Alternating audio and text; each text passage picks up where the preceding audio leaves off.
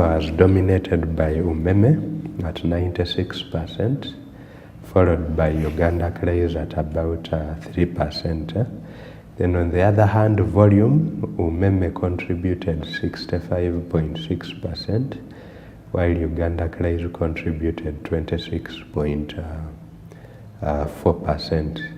So for our month of May, as at Friday, we are at 6.36 billion, while the volume is 50.9 million. Then our year to date, in terms of where the market stands this year so far, it's at 17.5 billion in terms of turnover, while volume is 206 million. To put it into context, at around the same time in 2021, the turnover was 5.6 billion, so the market's about 300% up. So things have improved, while the volume is almost equal. Yeah, about our gainers and losers, our biggest gainers. A week is a little bit too short for perspective, but since the year began, as at Friday last week, Uganda Cranes is up 39%, while Umeme is up 27%. On the other hand, the biggest losers, we have BAT, which is down 50%, and Centum is down 25.7%. However, most companies are actually down. And just like we have been discussing the cross-listed companies because of the elections in Kenya. I won't speak through all of them, but there are many more counters which are down. In markets, we have what we call the gainer-loser ratio. So there are many more losers than gainers so far.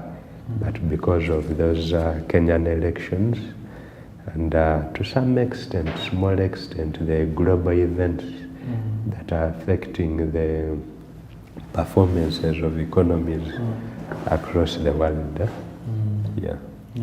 Now we have seen Umeme has over 96%. What do you think has attracted this? The turnover for Umeme to go up, and compared to, because if we compare to other companies like Uganda Cranes, as you said, Umeme is trading way more shares than all the rest of the companies. What could be the reason? Okay. For Umeme, one of the biggest elements that makes this company attractive, other factors held constant, it's the industry it's in. So it's a utility, it's almost a monopoly, because you know that for you to start distributing electricity, for example, the amount of money you need to invest in the infrastructure alone is not small. So it's a utility. We can't do without electricity. Things just can't happen. So you notice that its performance is consistently positive, unlike others. Then though there is a lot of uncertainty around the concession, but maybe most investors are beginning to believe that the discussions between the government and Umeme may be getting somewhere. So there is a lot of more increased appetite for the company. Then it's the company we have on the stock exchange that has the largest demand from foreign investors, most likely because of the industry it's in. And just to add from where we stopped, their dividend policy has been consistent and regular, unlike others. So that is why we see it dominating most of the time. Yeah. Looking at CIPLA, we saw the financial results for CIPLA, and that they had registered profitability for the very first time since they were listed. Yes, yes. Why do you think CIPLA registered this profit, and as well, what does this mean for the company and the shareholders? Yeah, for CIPLA's case, at least with what we noticed from their books, their past results, there was an outstanding debt, a debt which they were meant to collect from the Zambian government, where they had supplied their ARVs and these other medicines. It was a problem because they had to improvise. There was a new financial standard, forget, either IFRS 19, something like that, that required especially public companies to make provisions for debts. Now, a provision without using a lot of financial jargon is like a cost. So you put it in your books. But last year, they were able to collect a significant percentage of this debt. So at least that provision shrunk, and the company's results were able to return to the green or positivity. But if you're to look at it critically, some of these industries, like healthcare, people will always fall sick. Yes. In this sub-Saharan Africa, we are in malaria and these other diseases which affect the tropics so much.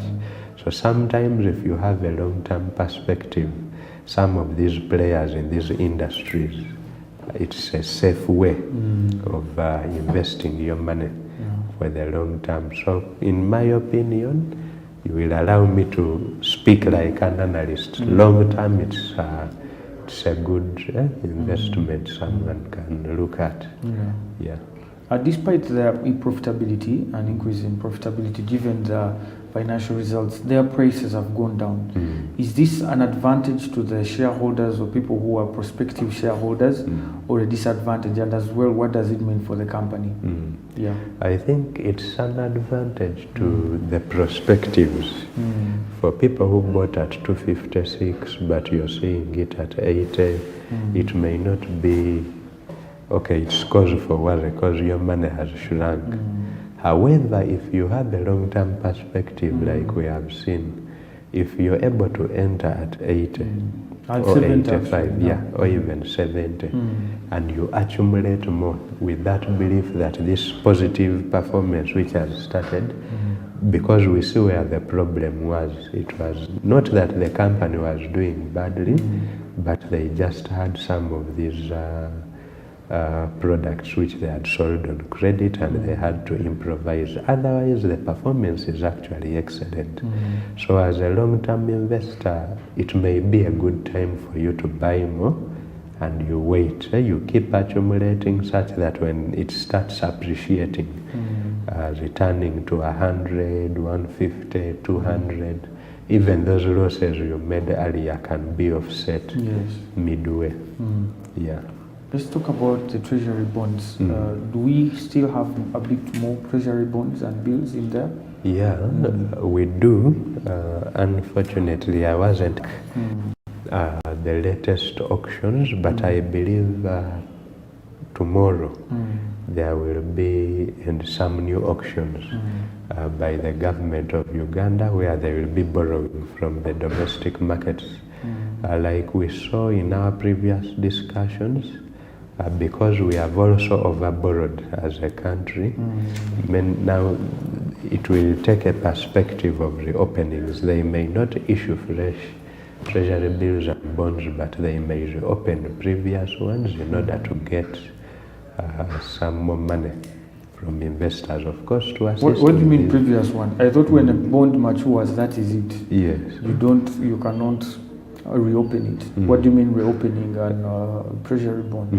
Now, a reopening could be on that instrument that still has a little bit of time to mature.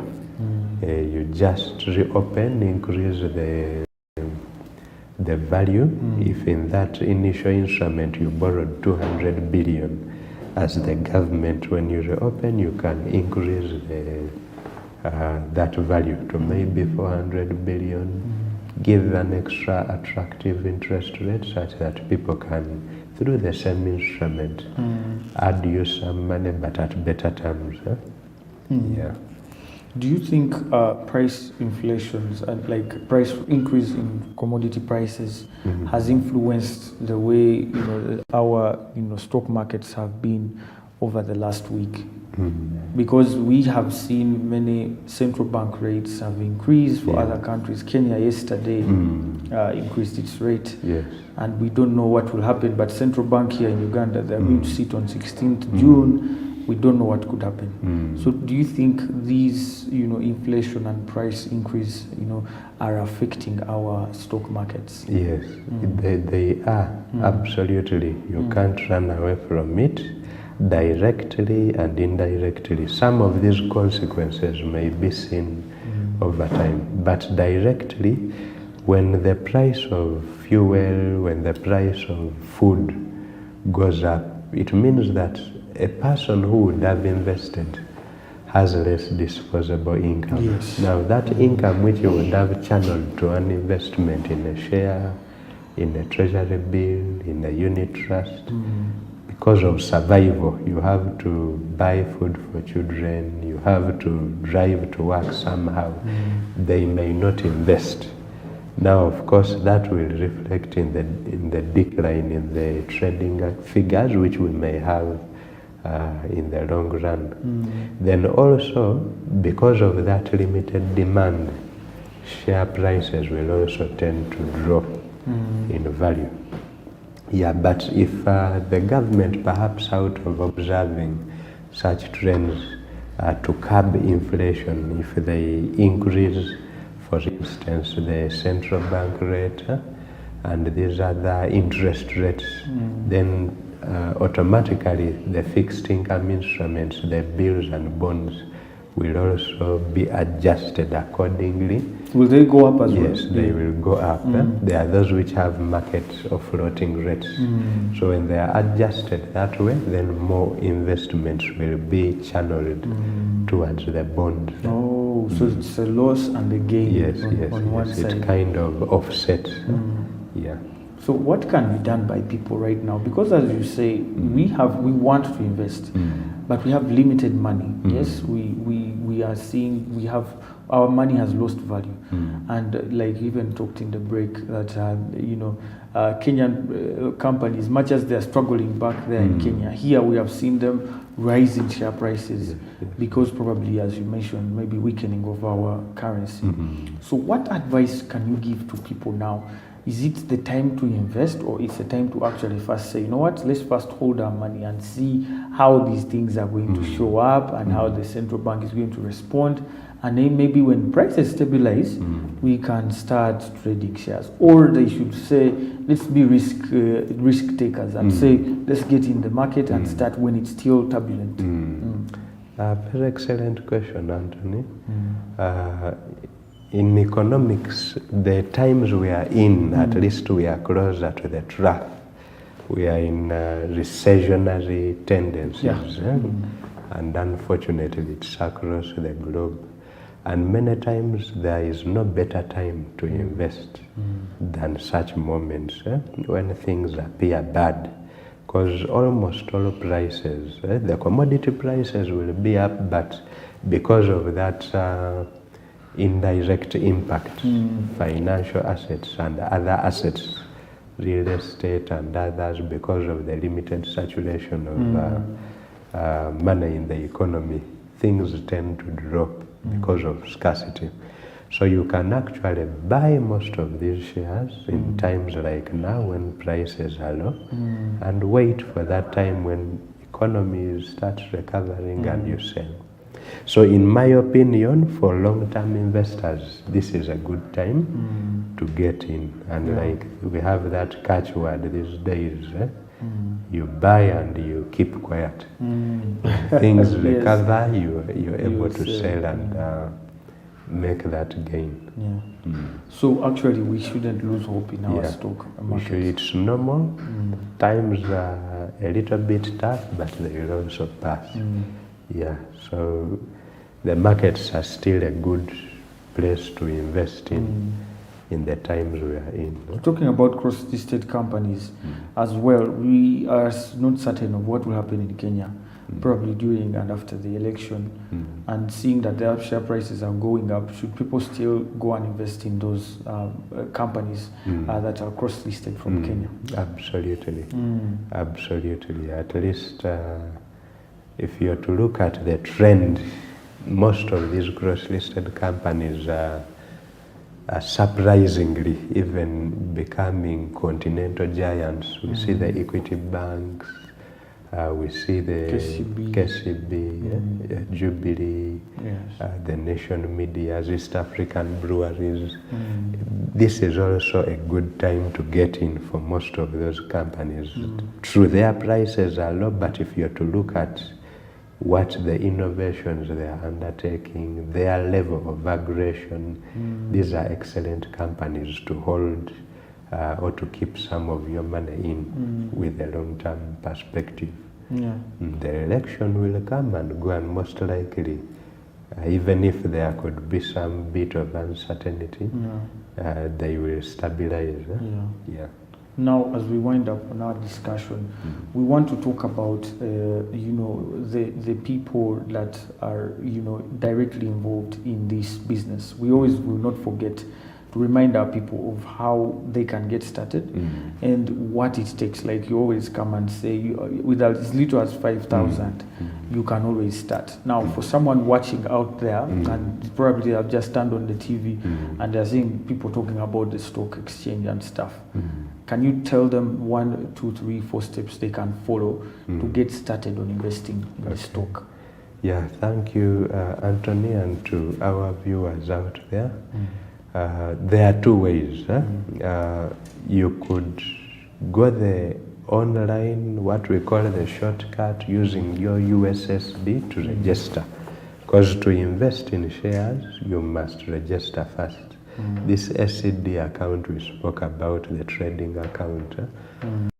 Yeah, if you're an MTN user, at *165# financial services, there is a section for Uganda Securities Exchange where you follow those prompts and get what we call an SCD account.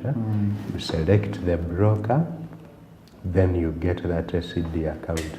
But many times, because of that human touch, which technology may not give you, if you visit our website, if you call our landline at the USE and say, I want to maybe become an investor, we can help you register as well with a passport photo, your national ID photocopy front and back. We are able to help you register, which is free of charge. We get for you a stockbroker, then it's that broker who will buy and sell on your behalf.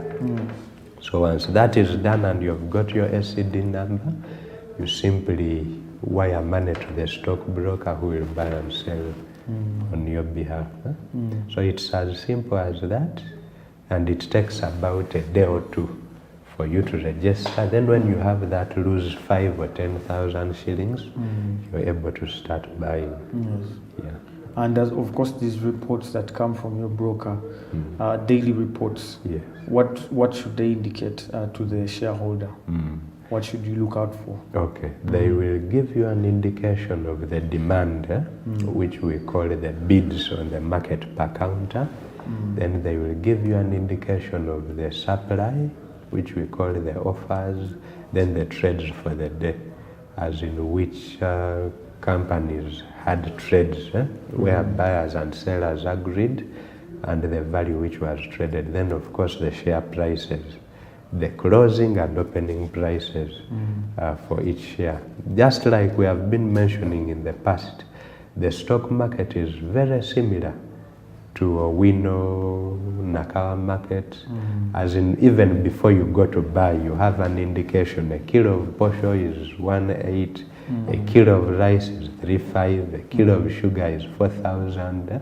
So all of these things are also the way the markets are. You have some bit of information. Yes. Yeah. So basically, you should just, after getting your account, keep your hands on your phone as they bring you daily reports. Yes, yes. Do I have control over the companies that are going to assign my shares, or actually I leave that in the hands of the stockbroker? You could no.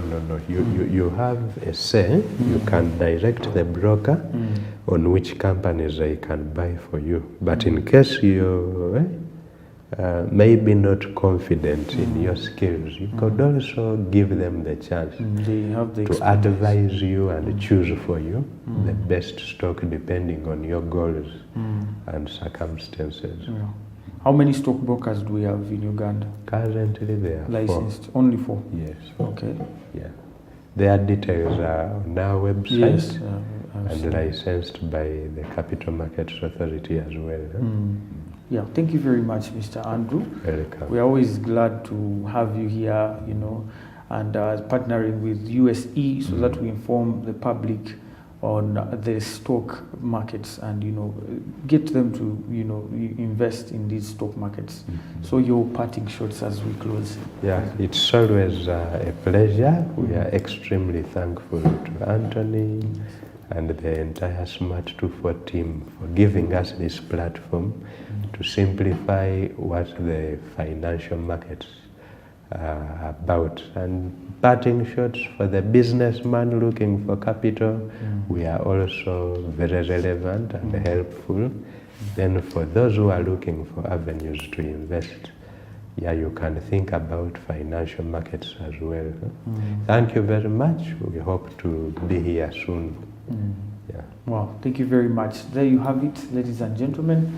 That was Mr. Andrew Mwima from the Uganda Securities Exchange. Like he has told you, you can get started with as simply as much as 5,000. And you just need your phone. If you have MTN, you dial *165# and follow the prompts. Financial services, and you go to Uganda Security Exchange, and there you will get your SCD account opened and assign the broker, and you can start trading on the stock market. So you can actually have that money that is residual. Don't invest the money that you're going to use to buy food at home, but rather that residual income that you have can work for you and make you more money on the stock market in the hands of a licensed stock broker. Like I said, there are only 4, and we'll be bringing you some of them. And after the break, we are going to be talking to Miss Jovia Bossa, who is from one of those licensed brokers, that is the Stanbic Bank group, that is SBG Securities, and she will be talking about how you can actually get help from SBG as well as you trade on the equity market. We are going into a short break. With me is going to be Miss Jovia after the break. Don't go anywhere. We will be right back.